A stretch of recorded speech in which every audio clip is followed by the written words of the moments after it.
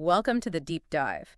You know, we live in a world just saturated with screens, right? Yeah. Constantly scrolling, flicking through things, taking in information visually. But what if maybe stepping away from all that constant visual stuff, could actually, I don't know, deepen how you understand things? It's a really fascinating idea. And this source we looked at, whyaudio.txt, it sort of invites us to think about audio not just as like a way to get information, but Yeah. more as this unique trigger almost for a deeper, maybe more personal kind of engagement. Exactly. So today we're diving into whyaudio.txt. We want to explore this surprising power of just listening, how it might create a more, well, personal and memorable experience for you. Our mission really is to unpack the core ideas here, to see how maybe less external stuff, less stimulus, can paradoxically lead to more insight, more happening inside.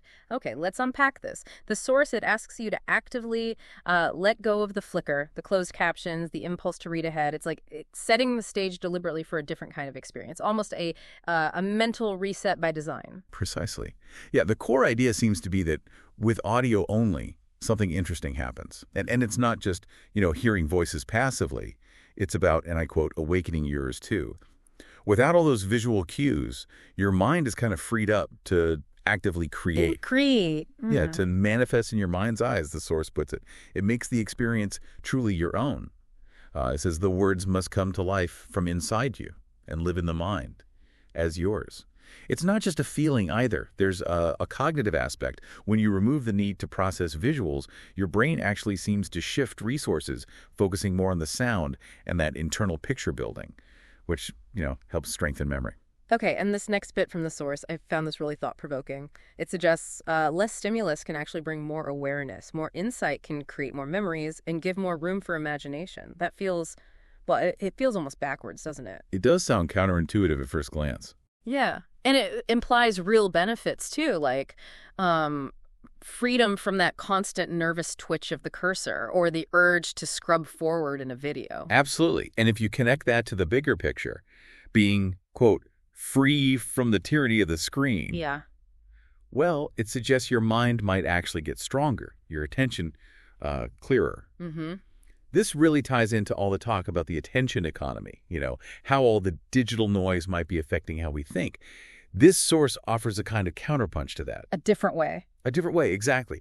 When you're less distracted, the idea is you remember what was said, tomorrow or next week. Not because it was flashy or loud, but because you were actually present. You were co-creating it with the sounds. The source uses great examples. If the word chair or dog is mentioned, it is the chair of your mind, the dog of your imagination. Oh. And it's a bit like, when you read a book you love, and then you see the movie. And the character looks wrong. Exactly. You think, wait, that's not my version. That's that internal creation. That's the power of audio doing its work. That distinction is really powerful, yeah, between just consuming something passively and actively co-creating it. So what's the takeaway here? What does this all mean for us listening right now?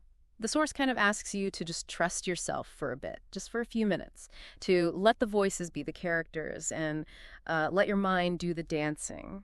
It's about to unshackle the moment, let it be us instead of just me.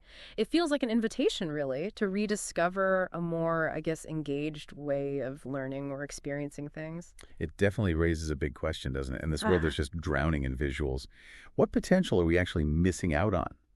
When we don't give our minds that space to sort of collaborate with sound, to co-create. Yeah. Our deep dive today really suggests that maybe stepping back from the screen, even briefly, might seriously deepen your understanding and your own personal connection to whatever you're learning or listening to. So maybe the question for you is, what new insights could you unlock just by, well, truly listening?